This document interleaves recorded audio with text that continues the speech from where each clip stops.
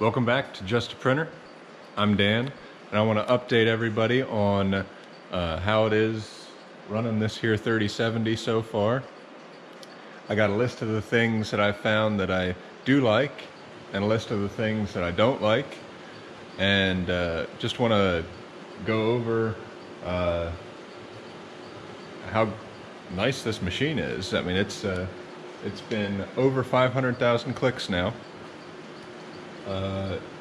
We got 528,000 clicks, and most of those are color clicks, and there's like maybe 4 service calls, 3 or 4. So just want to update how it's going, and yeah, then you can make a decision of if this machine's all right for you or not.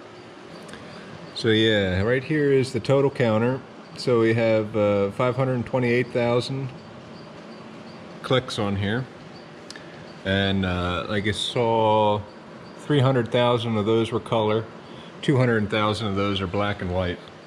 What happens is more and more of the books I print, more of the newsletters and everything are color, and whether or not every single page is color or all are black and white and there's like 1 or 2 pages color, if it has a color page, I print it on here. That just eliminates any issue with having, you know, the 1200 insert a color page, although there's a couple jobs that I still do that way just because of the sheer volume, to save a couple bucks.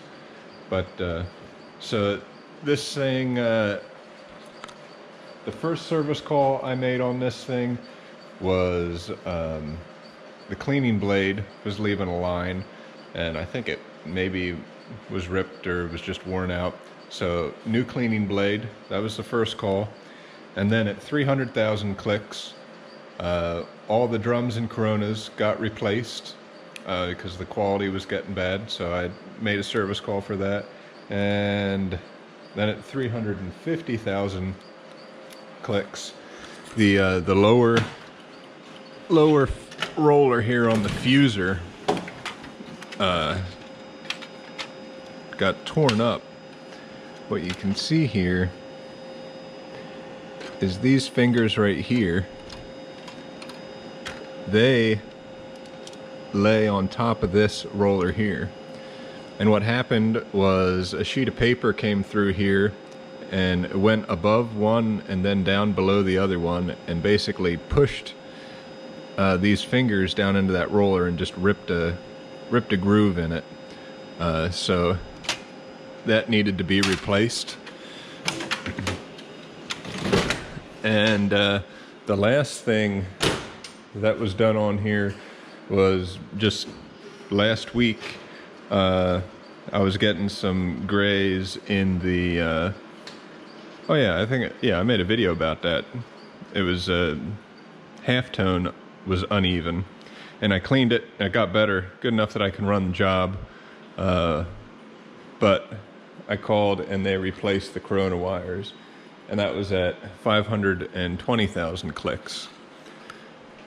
So it's been like 3 or 4 service calls since this thing's been installed. Shoot, I should have looked up the date. It's like 4 months ago, 3 or 4 months ago. But I thought that was awesome. I'm used to service calls a lot more frequently, and maybe that's just because I was running older equipment, but this thing runs and runs and runs, and I don't have too many complaints. One of my complaints, and it's not really a complaint, but it's just kind of crazy. If you have a jam after the fuser here, you need to move this thing down, and then inside here is another lever, and then that area goes down.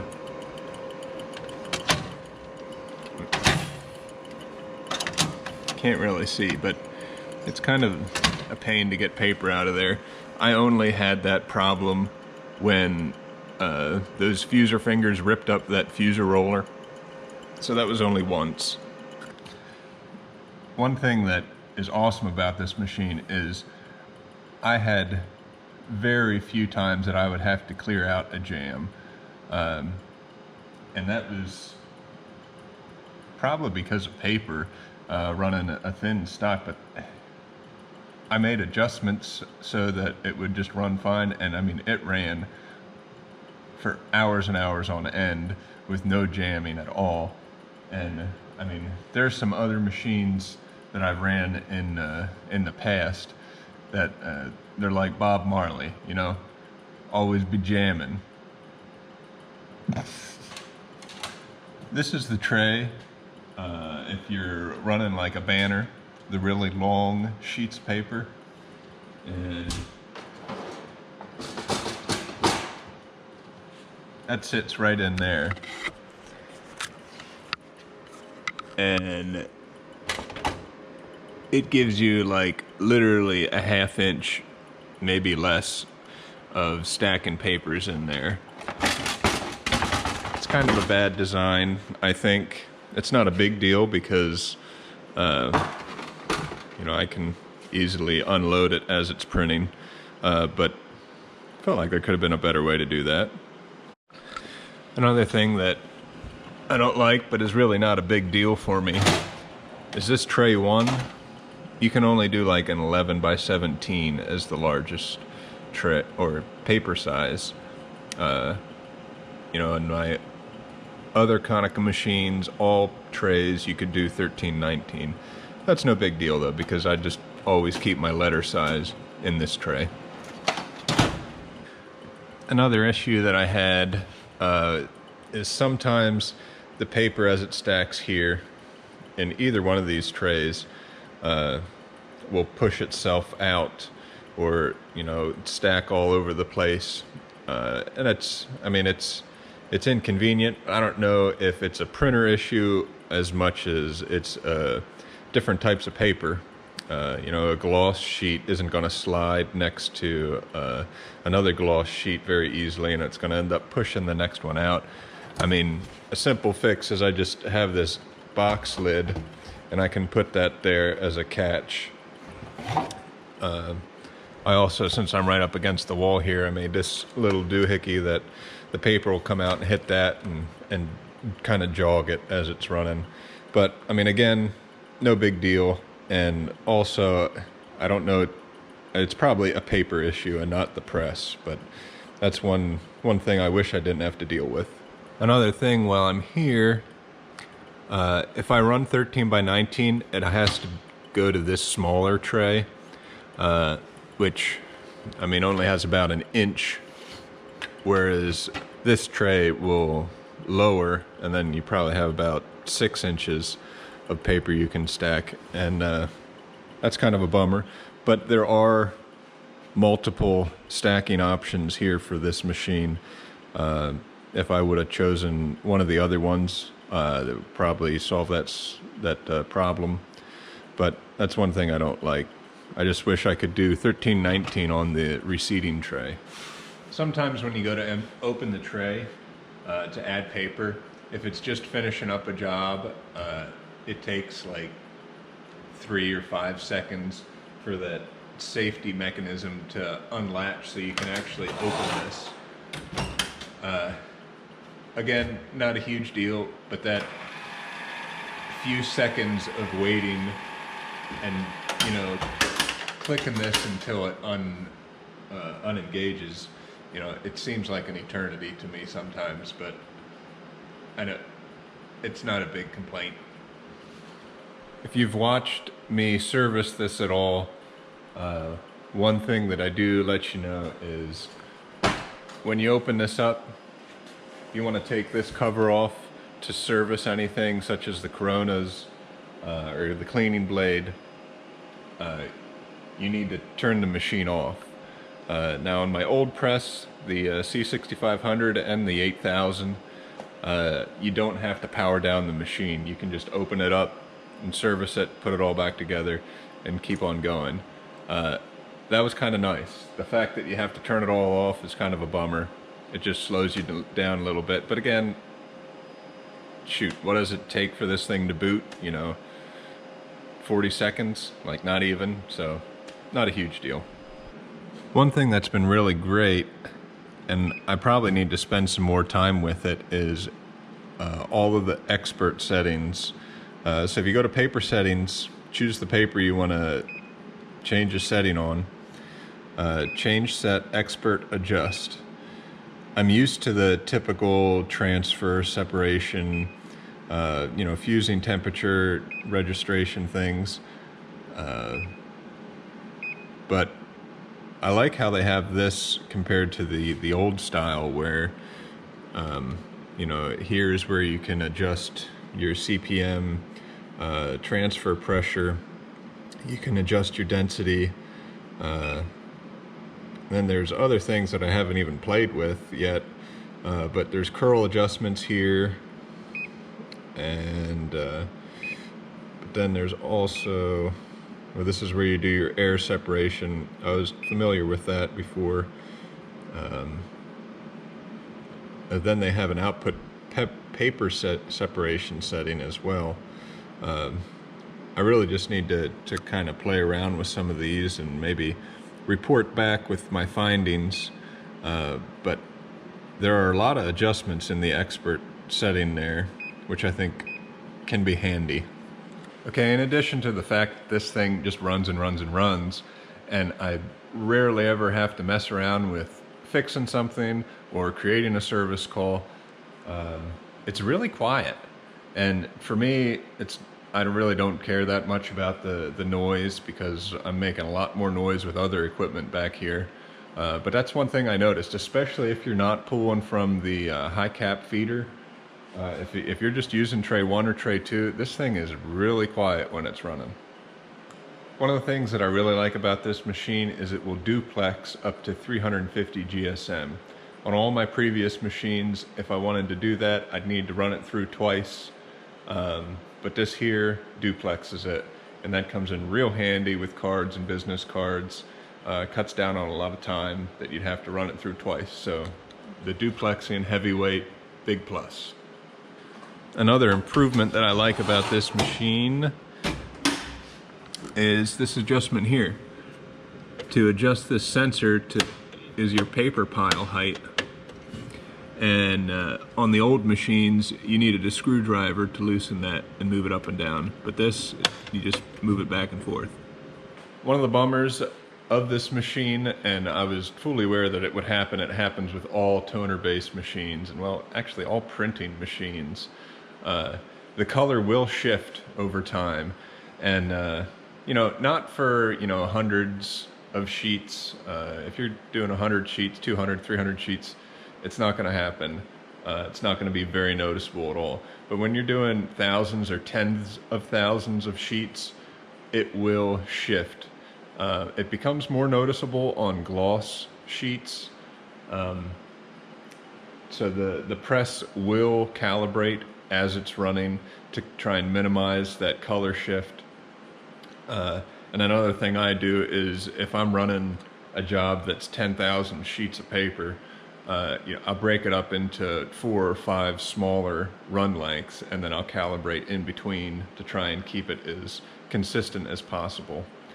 And Konica also offers the IQ 501, which is a unit that sits in here and will take care of the color calibration as it's running. It'll print on paper, scan that information back in, and make changes so that the quality stays consistent.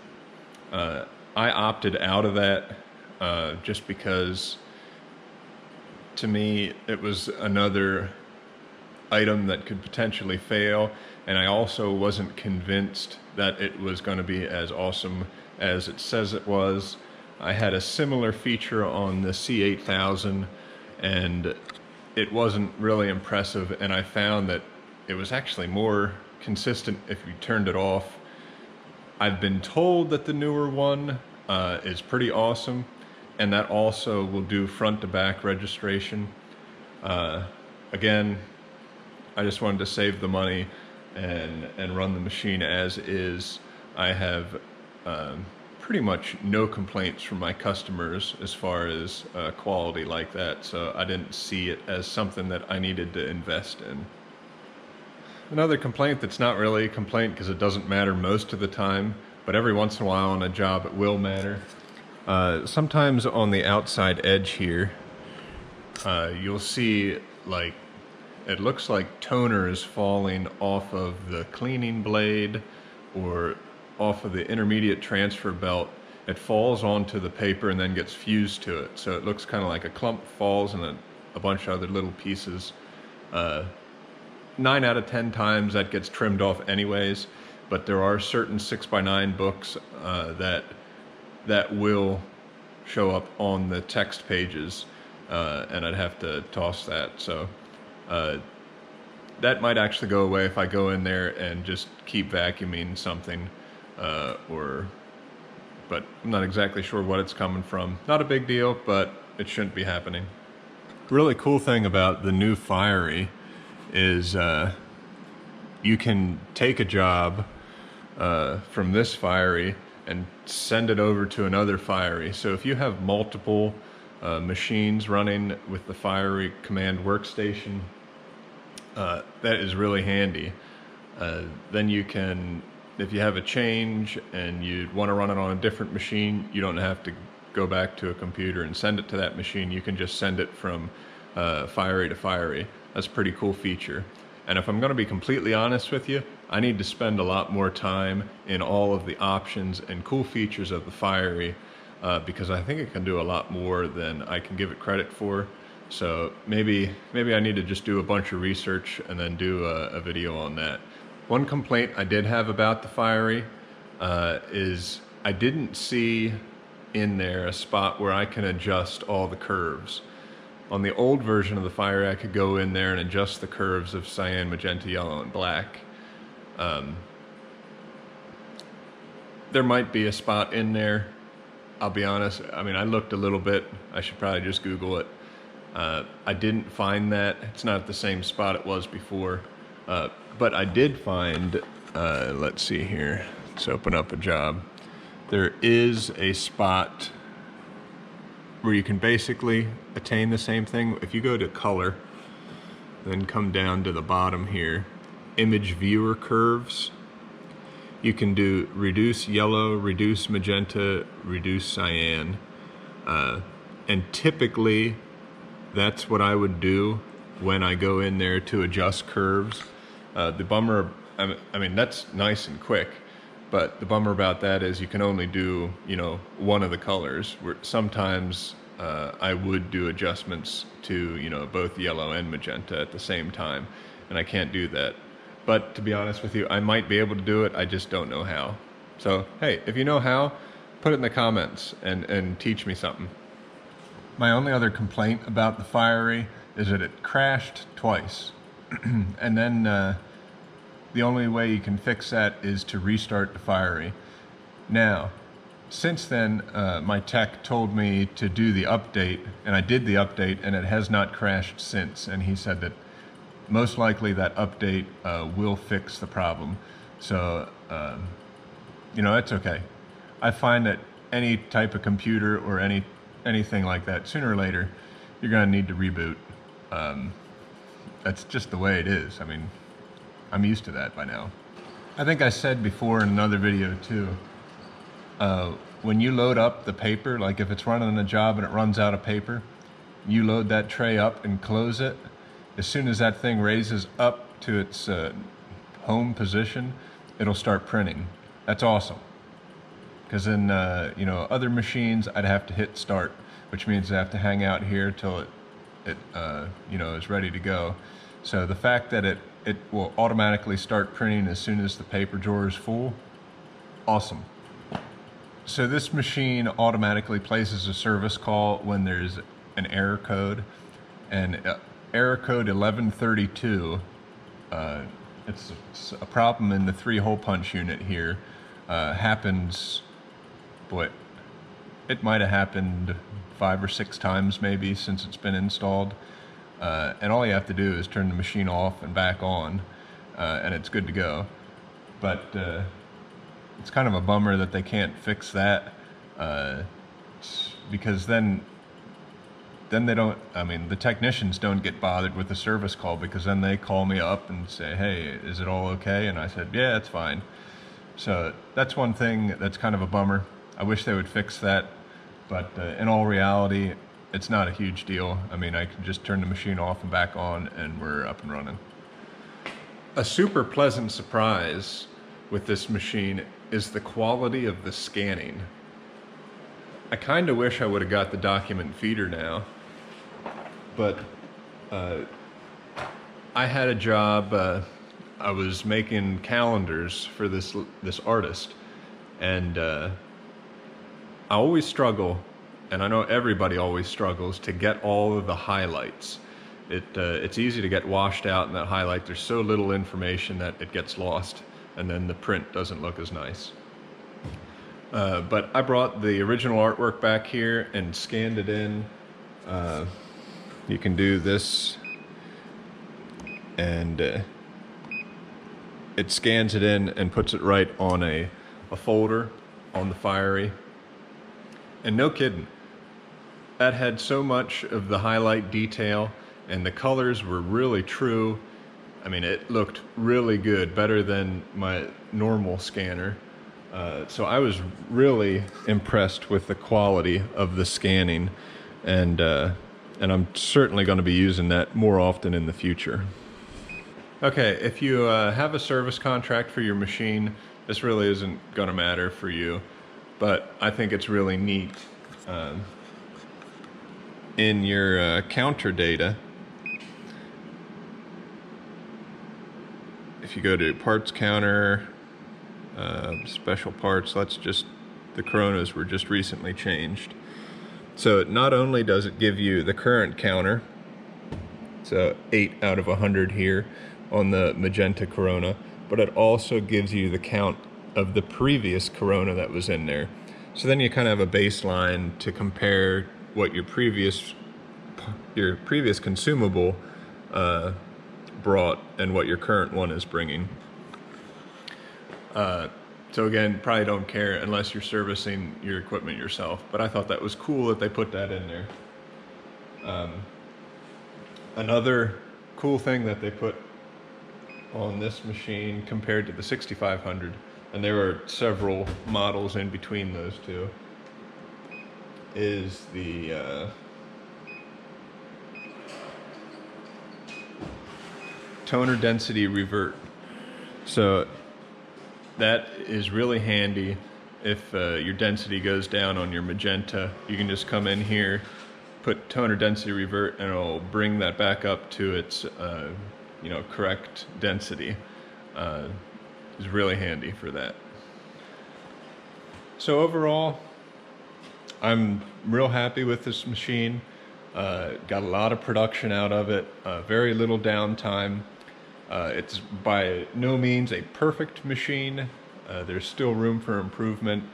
I still like the way Xerox machines will purge the paper out so you don't have to clear out paper if there's a jam. I'd love to see Konica, adopt that type of, I don't know, they'd have to change the firmware in there so it would purge the paper out instead of having an operator clear it out. So there's pros and cons to all the different makes and models out there. So yeah, hopefully this helps you out, helps you make a decision on what digital press is going to be good for your shop. So hopefully you enjoyed my comments on the C3070. I'm glad I bought it. It served me well, and I know it will for years to come. It doesn't really matter if you're running Xerox, Canon, Ricoh, Kodak. They're all going to get you from point A to point B. Just find something that works for you, and then run the doors off of it and have fun with it, man. So, well, also, thank you for all the people that have subscribed. I can't believe there's 100 people out there that have nothing better to do than listen to me talk about printing and print stuff. No, I'm just kidding. There's like 112 of yous. But anywho, keep the comments coming. I enjoy talking with you all. If you enjoyed the video and you are looking forward to more content like this, subscribe, like, comment, and I'll be posting some more in the future. Thanks for watching.